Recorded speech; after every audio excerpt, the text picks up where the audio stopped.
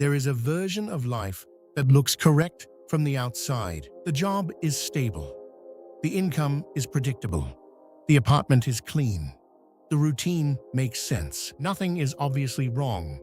And yet something feels slightly off. Not dramatic, not urgent, just misaligned. It's the kind of feeling that doesn't interrupt your day. It waits until quiet moments, late evenings, early mornings, the spaces in between obligations. You look at your life and you can explain every decision. Why you chose this path. Why you stayed consistent.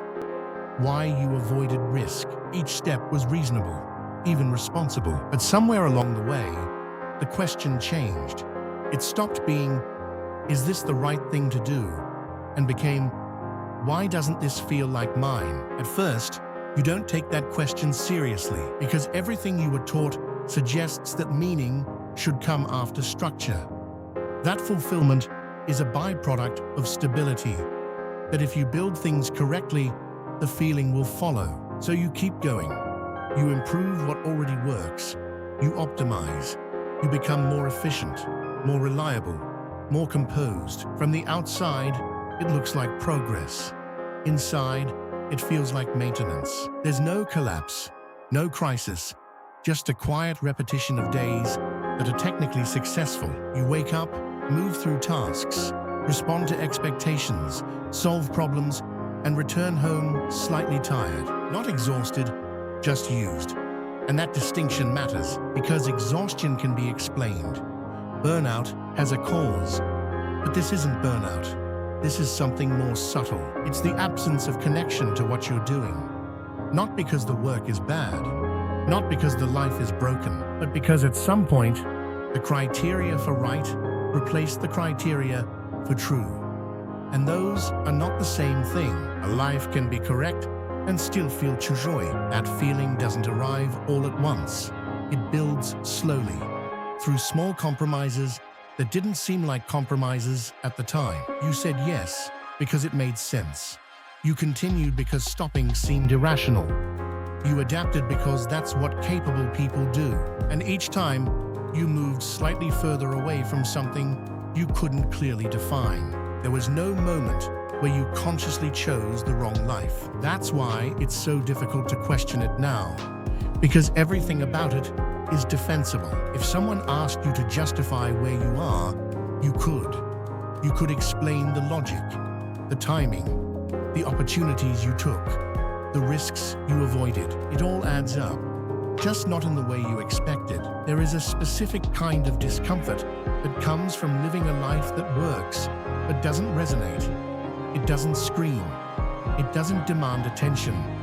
It lingers. You notice it when something unexpectedly moves you. A place, a memory, a version of yourself that felt more present. Not happier, not more successful, just more real. And the contrast is quiet, but sharp, because it reminds you that something inside you recognizes a different way of being. Not better, not worse, just yours. The problem is, that version of you was never fully developed. It existed in fragments, moments where you followed interest instead of expectation, times when you made decisions without over-explaining them. But those moments were often interrupted by practicality, by advice, by the subtle pressure to align with what makes sense to others. Over time, you learned something important.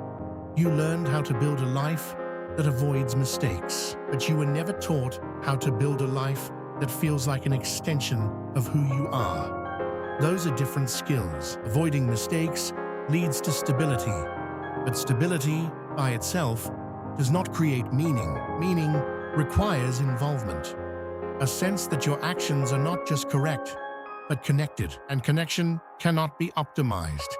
It cannot be measured in the same way. That's why it's often the first thing to disappear when life becomes structured around efficiency. You begin to treat your own life the way you would treat a system. You fix problems. You reduce friction.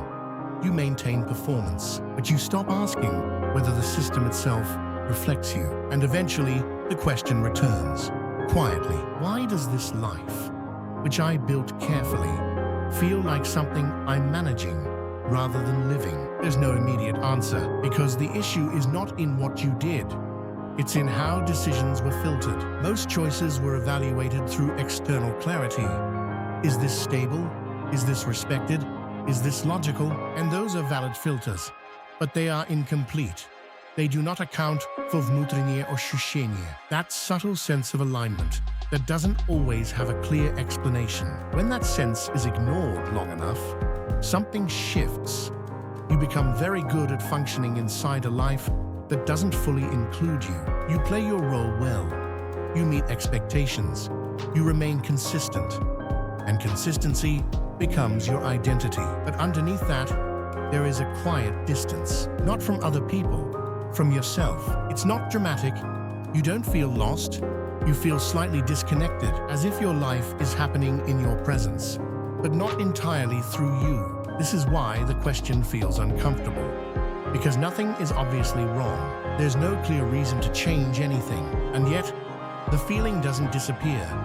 If anything, it becomes more noticeable over time. Because repetition amplifies misalignment.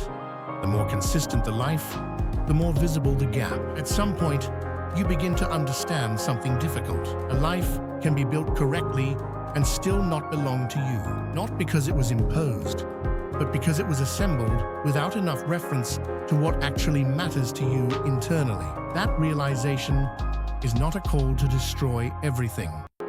It's a shift in how you interpret your own experience. Instead of asking, "What's missing?" you begin asking, "Where did I stop including myself?" That question changes the direction of attention. It moves away from external conditions and toward internal signals. Small ones, often ignored, a slight resistance to certain routines, a lack of interest in things that are supposed to matter, moments of unexpected clarity when you are alone. These are not problems.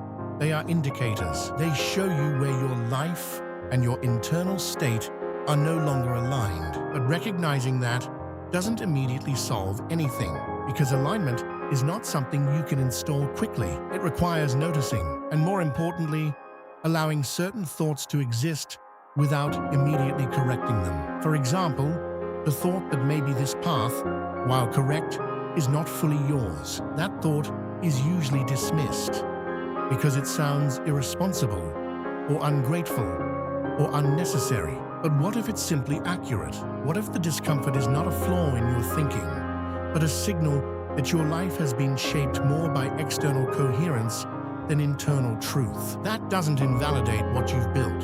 It puts it in context. You built something stable, but stability was never meant to replace meaning. It was meant to support it. And when meaning is absent, stability becomes heavy, predictable, but not fulfilling. Safe, but not alive. At this point, many people try to fix the feeling the same way they built their life. They look for strategies, adjustments, optimizations. But this isn't a technical problem, it's a perceptual one. It requires you to look at your life not as a structure to improve, but as an expression to understand. What does this life say about you? Not what it proves to others, not how it performs, but what it reflects. And if the answer feels incomplete, the next question becomes unavoidable. What part of you is not represented here? That's where the real work begins.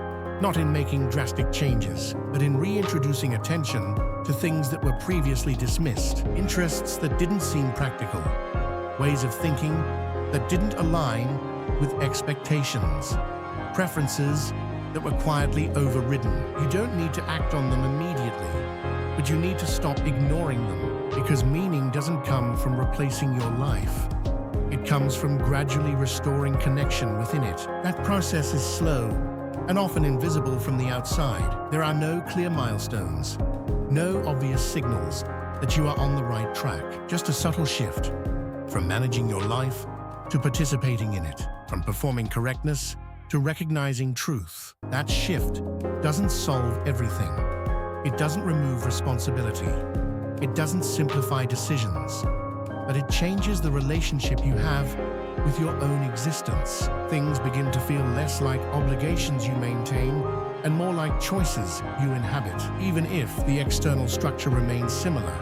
And that's the part that is often misunderstood. You don't always need a new life. You need a life that includes you fully, not just your ability to function, but your ability to feel connected to what you are doing.